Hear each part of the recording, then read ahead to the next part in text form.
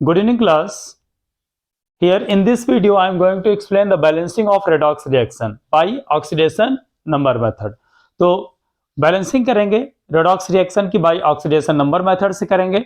उसके लिए कुछ स्टेप फॉलो करने होंगे ऑक्सीडेशन नंबर मेथड से। तो देखते हैं कौन कौन से स्टेप हैं, उनको पहले समझते हैं, then we will start the balancing of a redox reaction. Let's see oxidation number method. Oxidation number से अगर हमें क्या है किसी केमिकल इक्वेशन को बैलेंस करना है, उसके लिए कई स्टेप आएंगे। पहला स्टेप है right the skeleton of a redox reaction. Right the skeleton redox equation for all the reactant and the product of the reaction.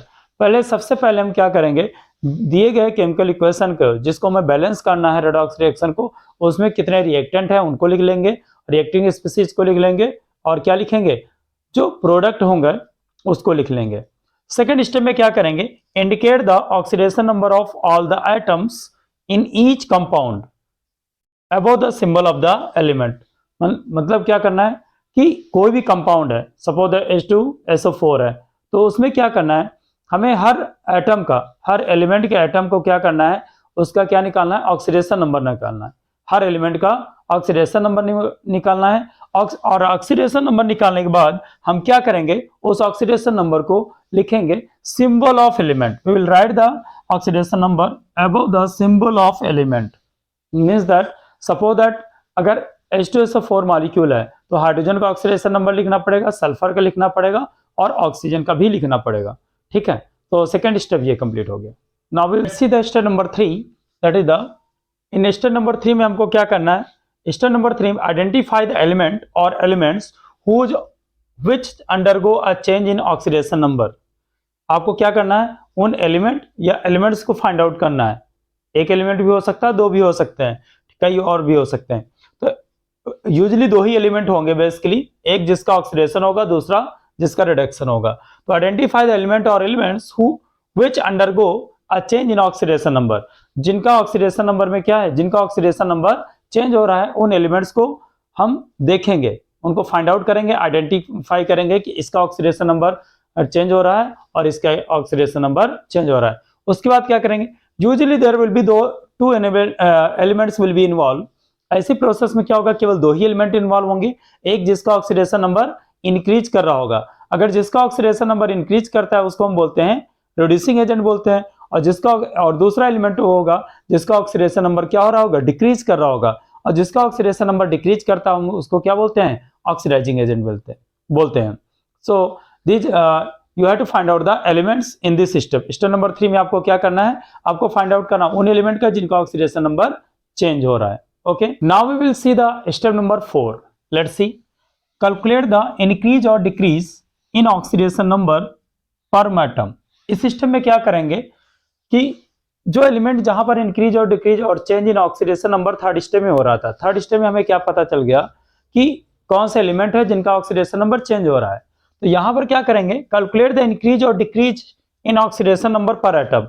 पर एटम पर देखें कितना इंक्रीज और डिक्रीज इन ऑक्सीडेशन नंबर हो रहा है। If more than one item of the same element is involve, अगर एक से ज्यादा आइटम है किसी सेम एलिमेंट के इन्वॉल्व है, then find out the total increase और decrease in the oxidation number. अगर हो सकता है एक आइटम इन्वॉल्व हो, या हो सकता है किसी एलिमेंट के दो आइटम इन्वॉल्व हो, तो वहां पर हम क्या करेंगे, फाइंड आउट करेंगे टोटल इंक्रीज और decrease in the oxidation number. इतना फाइंड आउट कर लेंगे। उसके बाद क्या करेंगे, देन मल्टीप्लाई दिस नंबर, जितना इंक्रीज डिक्रीज होगा, then multiply this number of increase or decrease in oxidation number with the number of atom which are undergoing the change। पहले हम इस सिस्टम में करना क्या है, एक लाइन में समझ लीजिए करना क्या है। इस सिस्टम में आपको फाइंड आउट करना है कि कितना इंक्रीज और डिक्रीज पर एटम पर हो रहा है, ऑक्सीडेशन नंबर कितना इंक्रीज हो रहा है, डिक्रीज हो रहा है, पर एटम पे हो रहा है। ठीक है, अगर एक से ज्यादा आइटम किसी भी एलिमेंट के इन्वॉल्व है तो हम फाइंड आउट करेंगे टोटल इंक्रीज और decrease in the oxidation number, और जितना इंक्रीज और टोटल इंक्रीज और डिक्रीज आएगा ऑक्सीडेशन नंबर का, उसको हम मल्टीप्लाइड करेंगे उन एटम से मल्टीप्लाइड करेंगे जहां पर जो एटम में चेंजेस हो रहे हैं, जिन एटम में चेंजेस हो रहे हैं वहां उतने से हम क्या करेंगे, जितना इंक्रीज और डिक्रीज हो रहा है उतने से क्या करेंगे, मल्टीप्लाई कर देंगे। तो ये स्टेप में होगा स्टेप नंबर 4 में।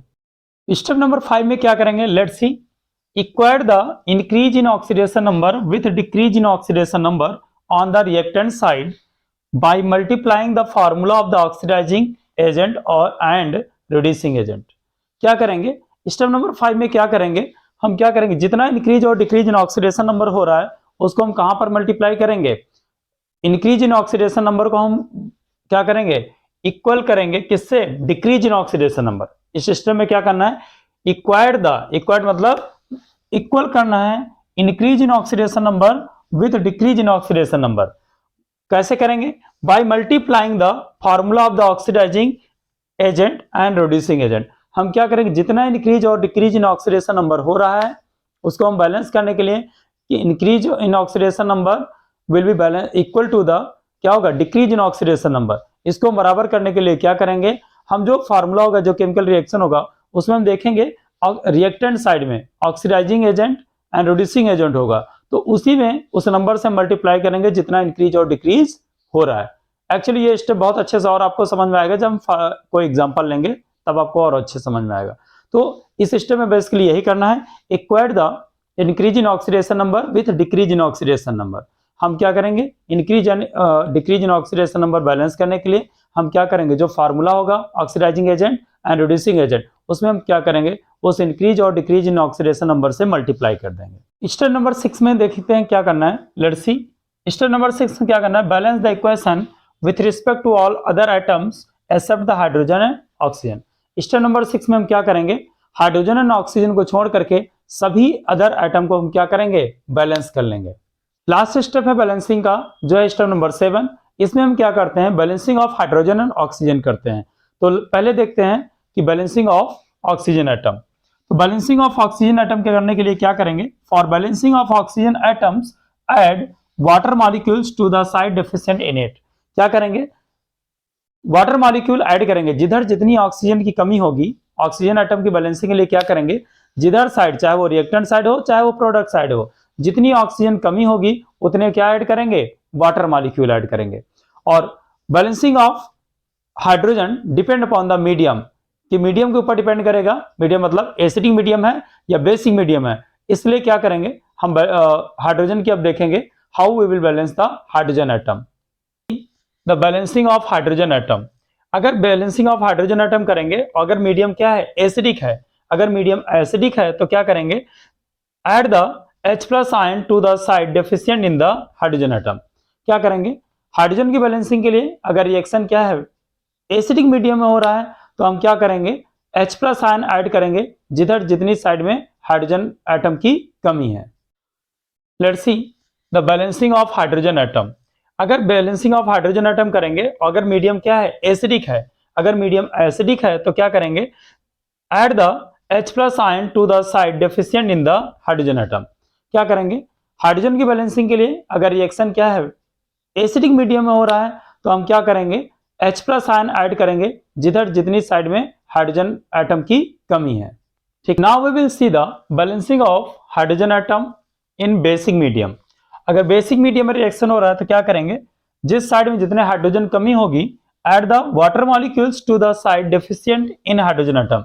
जिस साइड में चाहे रिएक्टेंट साइड हो चाहे प्रोडक्ट साइड हो, जिस साइड में जितने हाइड्रोजन एटम की कमी होगी उतने क्या ऐड करेंगे, वाटर मॉलिक्यूल ऐड करेंगे। क्या ऐड करेंगे, water molecule. And simultaneously add the equal number of OH minus ions on the other side of the equation।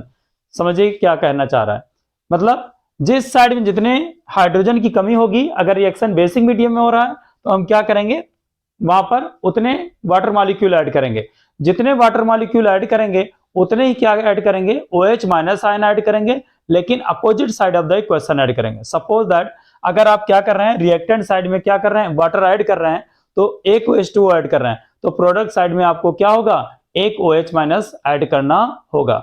समझिए क्या, अगर रिएक्टेंट साइड में, मैं फिर रिपीट कर रहा हूं, अगर रिएक्टेंट साइड में एक H2O ऐड कर रहे हैं तो प्रोडक्ट साइड में क्या करना होगा, एक OH माइनस ऐड करना होगा। कहने का मतलब यह है अगर रिएक्शन क्या है बेसिक मीडियम में हो रहा है और जितनी हाइड्रोजन की कमी होगी, जितनी हाइड्रोजन कमी होगी उतने क्या ऐड करना है, वाटर मॉलिक्यूल ऐड करना। किस साइड में ऐड करना, जिस साइड में वाटर मॉलिक्यूल, जिस साइड में हाइड्रोजन की कमी है, जितने हाइड्रोजन कमी है उतने, अगर एक हाइड्रोजन कमी है तो एक H2O ऐड करेंगे, दो हाइड्रोजन कमी है तो दो H2O ऐड करेंगे, तीन हाइड्रोजन कमी है तो तीन H2O ऐड करेंगे। लेकिन अपोजिट साइड में, जिस साइड में ऐड कर रहे हैं वाटर उसके अपोजिट साइड में क्या करेंगे, इक्वल नंबर ऑफ क्या करेंगे, सेम टाइम पे क्या करेंगे, equal number of OH minus add करेंगे। मान लो एक H2O कमी थी, एक हाइड्रोजन कमी थी रिएक्टेंट साइड में, तो हम क्या करेंगे, एक H2O क्या करेंगे, रिएक्टेंट साइड में ऐड करेंगे। एक हाइड्रोजन कमी है रिएक्टेंट साइड में, तो एक क्या करेंगे, H2O ऐड करेंगे रिएक्टेंट साइड में, और प्रोडक्ट साइड में क्या करेंगे, एक OH माइनस आयन भी ऐड करेंगे। ठीक है, अगर दो हाइड्रोजन कमी है तो 2H2O ऐड करेंगे रिएक्टेंट साइड में, प्रोडक्ट साइड में 2OH माइनस ऐड करेंगे। अगर रिएक्टेंट साइड में तीन हाइड्रोजन कमी है तो 3H2O ऐड करेंगे, एंड प्रोडक्ट साइड में क्या है, सेम टाइम पर 3OH माइनस ऐड करेंगे।